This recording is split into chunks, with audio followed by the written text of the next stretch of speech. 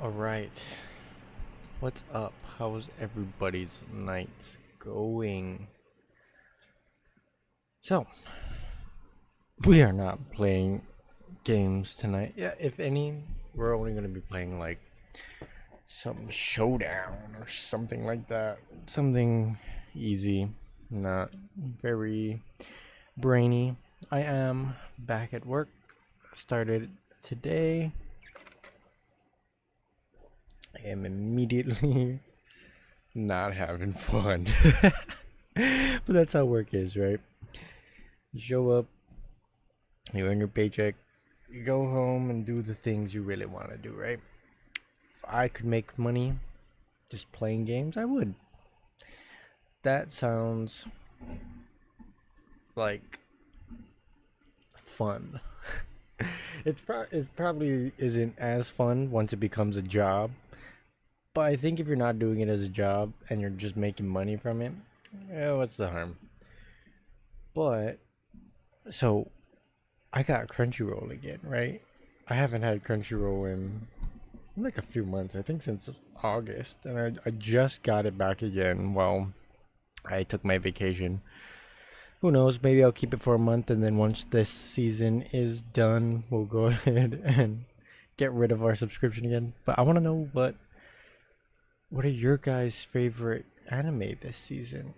I've been checking out all of the ones that seem somewhat interesting to me. I've also been watching the new seasons of stuff I've previously watched. So far, the user appraisal skill to whatever, that one's pretty good. It's not that good. It has a 4.7 on Crunchyroll. It's not a 4.7. It's like a 4.2, 4.3 in my opinion. First season, decent. It's pretty good. All it really does is establish characters and lore. That's kind of it.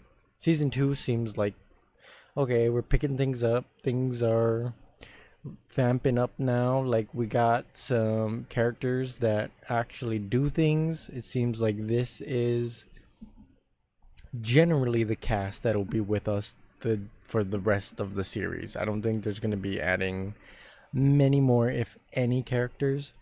But it's a pretty likable crew. I think the voice actors are probably the best choices for their roles. Like, they've all been cast very well. I think they all do a really good job at playing their parts. It's just not that interesting. So, what I do like about it is that the main character is not the one who's going around being all busted in a sense. He is busted in the fact that he can just see everyone's potentials, and he's a nice enough guy that people just kind of want to be his friend. Blue Lock season 2 hasn't really gotten started yet. Isagi is kind of just doing a whole lot of nothing at the moment. It's kind of bumming me out. I'm not gonna lie. I was kind of hoping it was just gonna be like season 1 from the jump, but it kind of feels like a continuation of season 1 and not a new season itself.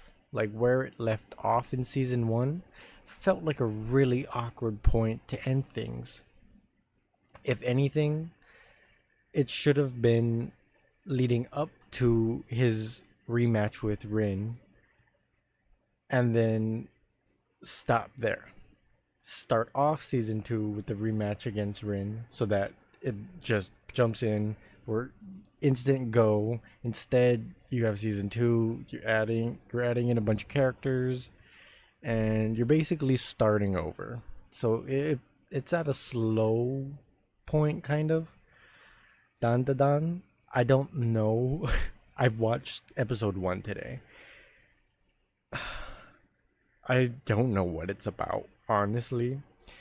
It's supposedly about aliens and spirits, but that is not the impression you get when you watch that first episode. You watch that first episode and you're like, this is gonna be a hentai. That's exactly what you think it's gonna be. The animation is amazing. 52,000 reviews already on this thing, and it's the animation is so good. Like, I'm gonna watch episode 2 purely for that reason. I wonder what studio is even doing Dan Da Dan.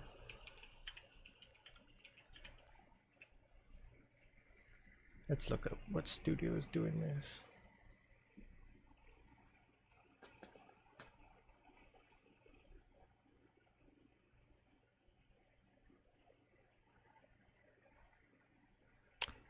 Saru?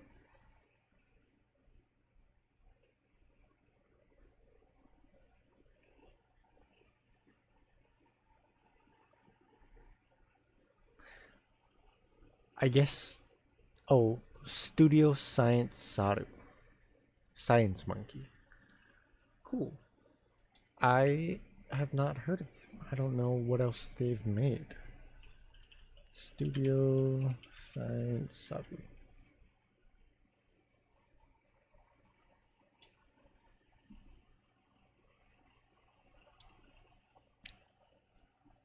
Oh, they're gonna be doing the Ghost in a Shell in 2026, it looks like. Colors Within, didn't watch that. Garden of Remembrance, didn't watch that. Scott Pilgrim Takes Off, didn't watch that. Tatami Time Machine Blues, didn't watch that, didn't watch that, didn't watch that, didn't watch that, didn't watch that. Keep Your Hands Off Aizuki. Okay, I did watch that. That was really good. I didn't think I would like it as much, but I actually really did like that. Oh, these guys did Devilman Crybaby. I mean, I didn't watch it, but like I've seen the gifs and the clips and stuff. It looks. Oh, they did the Adventure Time OP in 2016. Okay, so they've done a few things that I recognize. But yeah, the animation is so breathtaking. It's amazing. I, if the entire series is gonna be as fan servicey as that, I don't know if I can make it through the entire season. It's not something that I like the entire anime to be about. It just seems way too way too um it leans a little too heavily into it for my taste. Maybe if I was like 15, 14 in high school, maybe it'd appeal to me a little bit more because that nerdy virgin loser would have ate that up. Delico's Nursery. I don't. The premise of like child rearing anime doesn't interest me. Like, what was that one? Beelzebub, the little green hair baby one. That one I didn't watch. Like, the what was it? Stay at home Yakuza dad or whatever. Didn't watch that. I'm interested in seeing what Dragon Ball Daima was all about. Like everybody's been raving about it on the internet, so I'm gonna check it out. And here's the thing about Dragon Ball and me, right? I like Dragon Ball. I love all the characters. I love the transformations. I love the fights. But I don't like Dragon Ball. I've watched every single episode of OG Dragon Ball. How far did I make it into Z? I feel like I got relatively far. I think I got up to Frieza. I think I got up to the fight with Frieza, and then I kind of dropped it. I watched the entire full fights with like all the main villains. So I've watched the Boo Saga fights, not the Boo Saga, just the fights.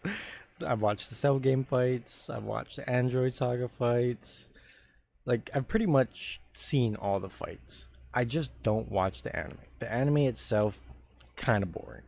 Like, love Akira Toriyama's works. Like everything that man touches just seems to turn into gold. I actually have Chrono Trigger, which I think he did the artwork for, and I really want to play that. But Dragon Ball itself is not a good anime. It's really good for the shonen aspect of it, the fights of it, but like everything else is just really subpar. The comedy is kind of there sometimes. That's kind of it. It feels more like a slice of life anime with fights than a fighting anime with slice of life to me. I don't know if that's just the horrendous pacing of it all or what, but yeah, I can't get behind Dragon Ball Z. Like the interactions between the cast outside of fighting is so boring to me. I'll probably get a lot of flack for that if anyone ever sees this one day. But yeah, I'll check it out, see if I like it. Like Super, I'll tell you this much. The only part of Super that I watched, like all the way through every single episode, was the Tournament of Power. I watched all the tournament arcs and like the power ups and the movies, but I didn't watch any of Super. I literally just watched the fights. Like at least with Dragon Ball and Dragon Ball Z, I watched every single episode up until that point, and then after that, I just kind of realized I was like, there's no point. I don't care. Like I already know everything that happens. You can't live this long and have watched this much anime and have friends that watch this and not know what happens. You just stop caring about spoilers. You like you know there's going to be a new transformation. You know it's going to be a new hair color. You know he's going to be fighting some big bad evil. The only question is if it's returning bad guy, new bad guy. If it's returning bad guy, what new power up did they get? If it's new bad guy, what new transformation are we getting? Because he needs to be able to surpass. Sometimes you get Gogeta, sometimes you get Super Saiyan 4 and Blue in the same scene, I guess. Was that Dragon Ball Heroes or whatever? But yeah, enough about that. Dragon Fairy Tail 100-Year Quest. I've seen how many episodes have I seen? I watched the first 6 episodes. I'm not the biggest fan so far. Then again, Fairy Tail was one of my first animes, and it took way too long for me to finish that. Like in retrospect, the 200 something episodes that original Fairy Tail was, it's not that long. I've watched way longer things, but it was so hard to get through. I know some of you Fairy Tail people know what I'm talking about. As much as you love the characters, as much as you feel like you're part of the guild when you watch,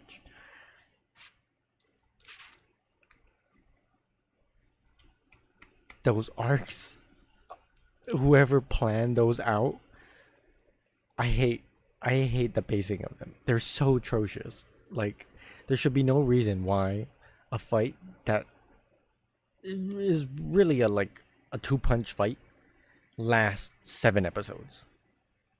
There are so many extremely one-sided fights in this anime that only get won either through the power of friendship.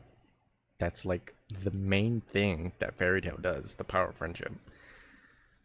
Or do some BS new power that Natsu unlocks.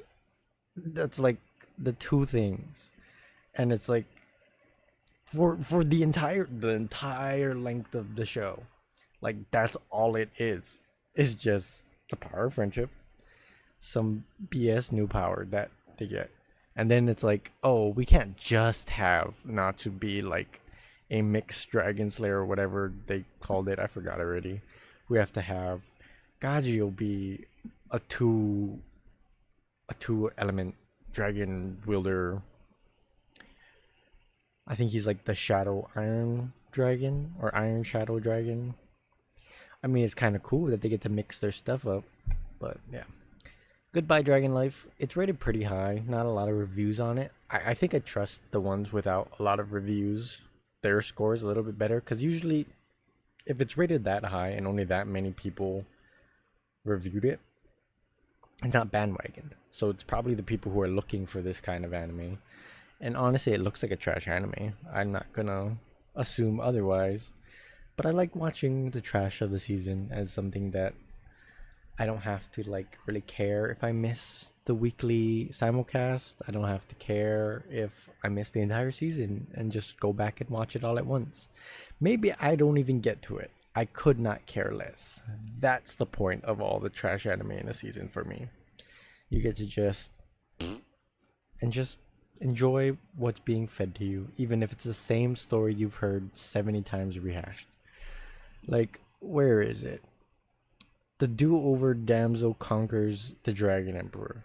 That is it so far in the how many episodes? 3 episodes? 2 episodes that I've seen so far. Let me find what season it was. I think it was in summer. It's like a rehashing of the exact same anime in one of these previous seasons.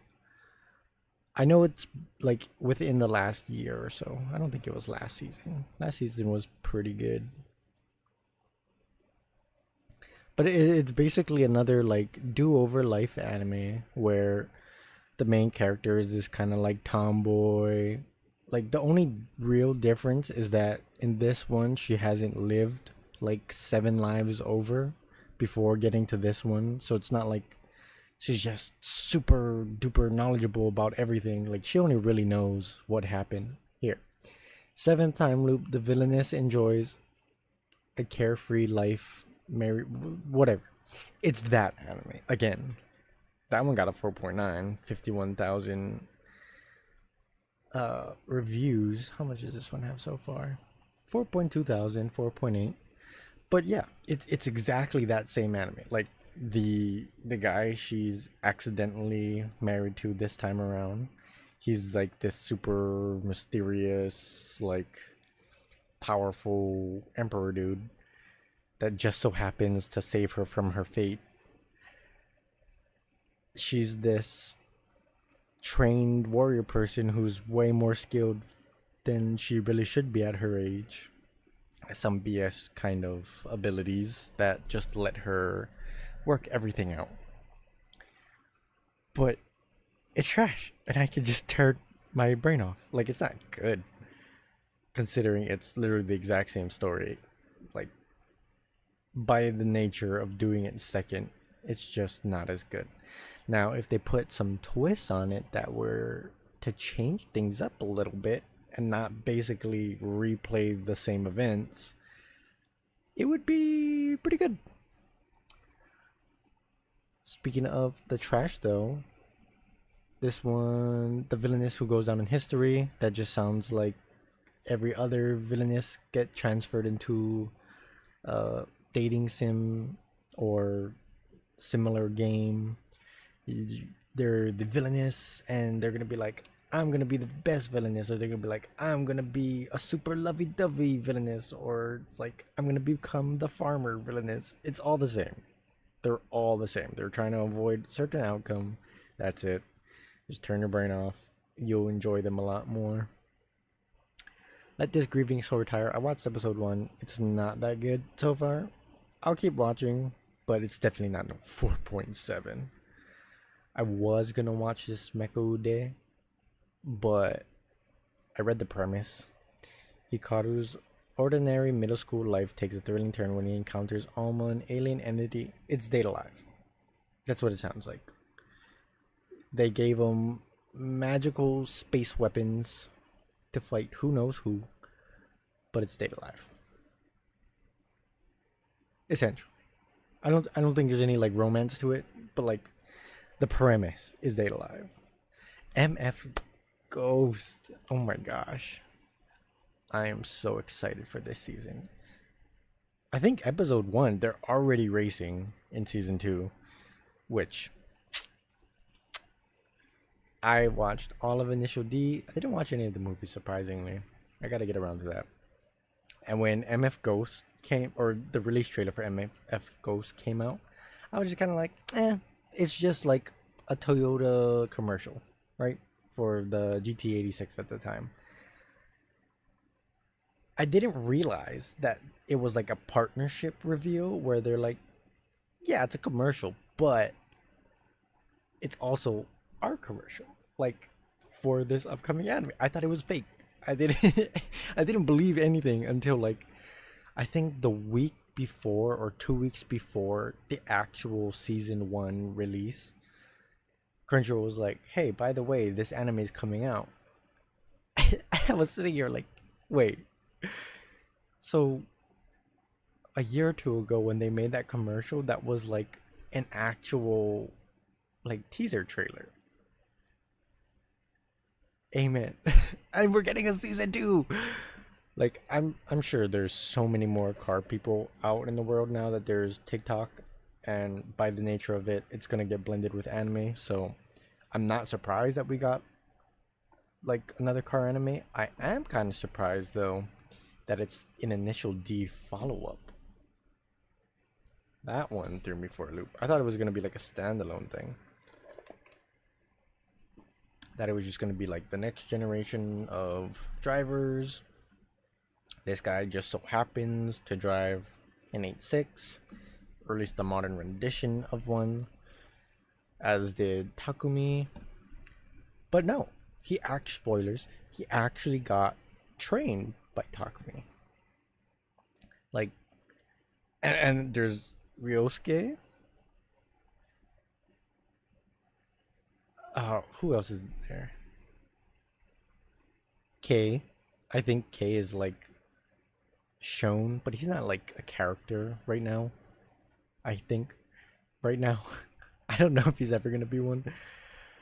But I'm just so excited. The Eurobeat. You know what a surprising fact about Eurobeat? You find the right one, everyone will like it. Not literally like you find the right Eurobeat and everyone collectively likes that one. I meant like for that person. Like my girlfriend of all people who doesn't even really like music like that. That's like our chess music sometimes. Like we'll just have music playing in the background and sometimes she's like, "Can you play your vroom vroom music or like your go fast music?" That's what she calls Eurobeat.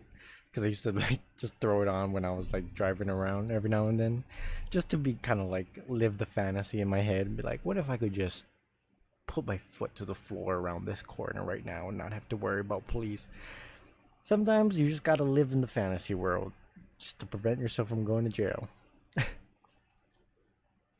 But yeah, she likes Eurobeat of all things, and some free sauce. Go on YouTube and look up Turbo.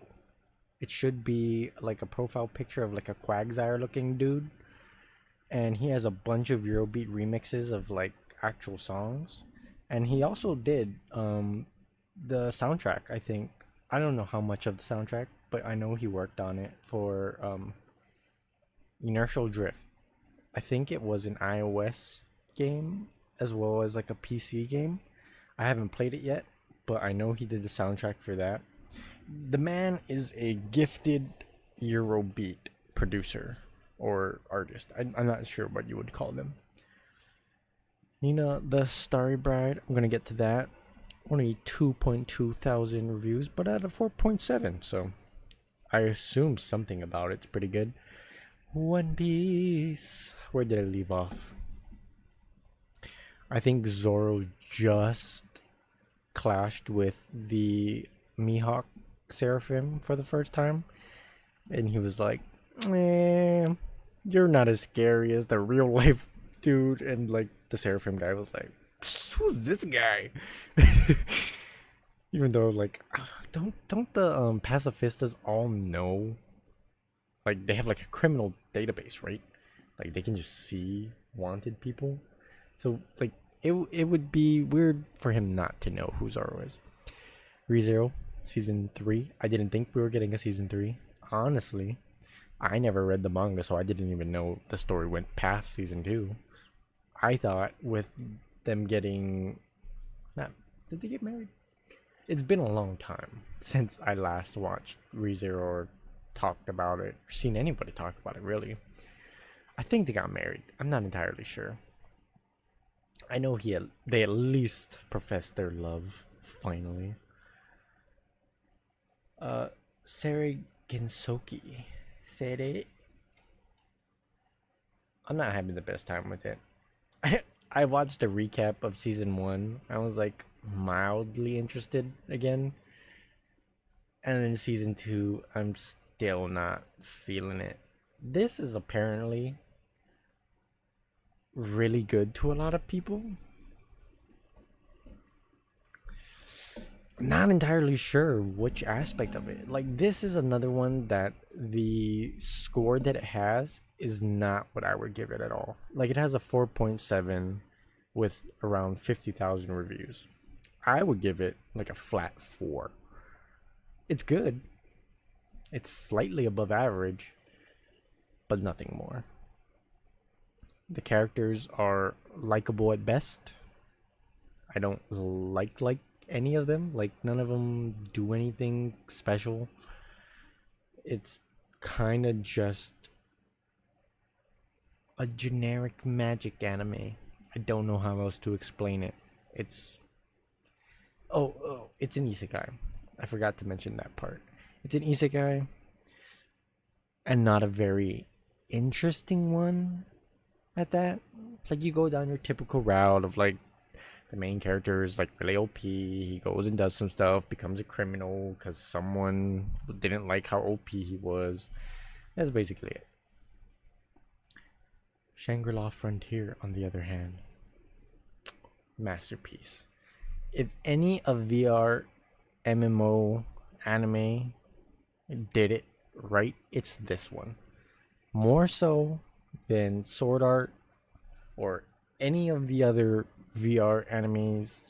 Like, I saw it compared to Sword Art Online, and that's not a comparison. One, they're not the same genre. Sword Art Online is a death game first and a VR MMO second. The premise of being trapped in the VR MMO as a death game, I think, was an original idea by them. But that's where like the similarities kind of end there. Shangri-La Frontier is a VR MMO first, and then in everything else anime second. The only real similarities they share is that it's in a VR MMO. This one is literally just playing a game. It's not like real life people. They don't feel damaged. They don't die if they die in game. They log out, they log back in. They have friends online, not friends that they met in the game that later become real life friends. It's apples to oranges, really. The only similarity, both fruit. This, it's kind of like that. This, however, it's hard to describe. I think it's a little bit more appreciated by people of my generation that grew up at like the very beginning of video gaming as a whole and like grew up with it and like are gamers today. I think we just appreciate it a little bit more than others. Like, not saying that they can't, but everything about it just speaks to the gamers on like so much deeper of a level than a lot of people give it credit for. Like, that, it gives you that same feeling you had as a kid, right? And you're playing Pokemon for the first time. You're playing Metroidvania games. Your Contra games. Any Zelda games. Like, any game, really, where you're exploring a world. There's lore to this world. It's slowly uncovered as you play. Your friends all play the same game. You talk about the game with your friends. You spend all your time talking about how, when you guys end up playing, what you're gonna do, and then coming back the next day and being like, yo, so this is what happened. The only difference with this is like it's modern times and like they can just message each other, text each other, whatever.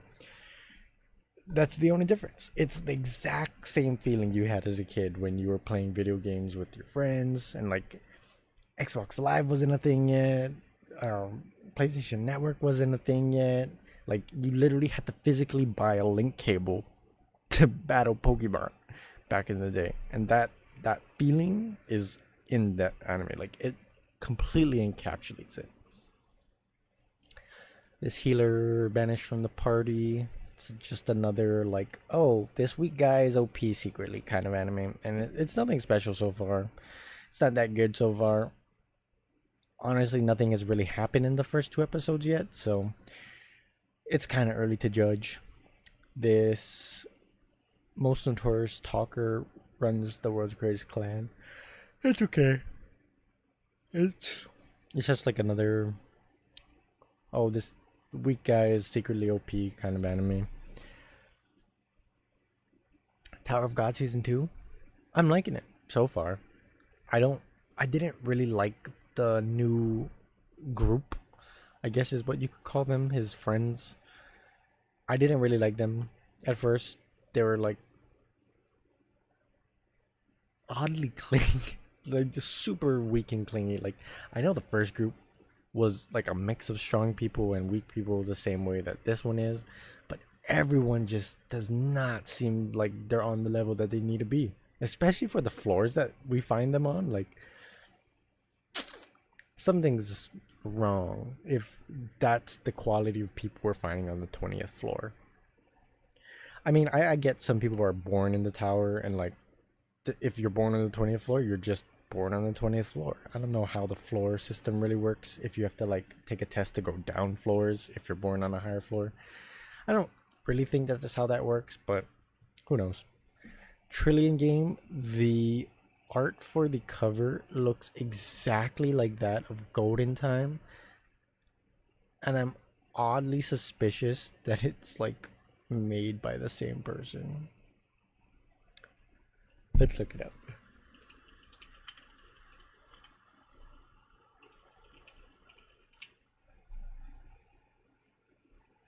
Yuko Takemiya. What is this? Trillion game.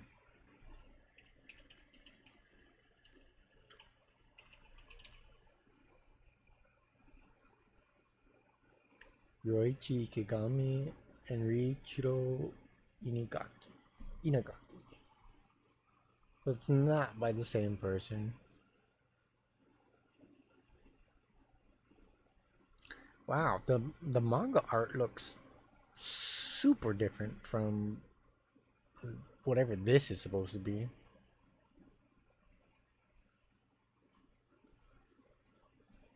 It's not even the same thing. Let me show you what I'm looking at here really quick. This is the Trillion game thing, right? This is the manga cover. Who's this? I mean, like, I get that he looks like him, but he does not look like him. These are two different people. Surely. Could be the pose, it could be something else. But, like, something's not right.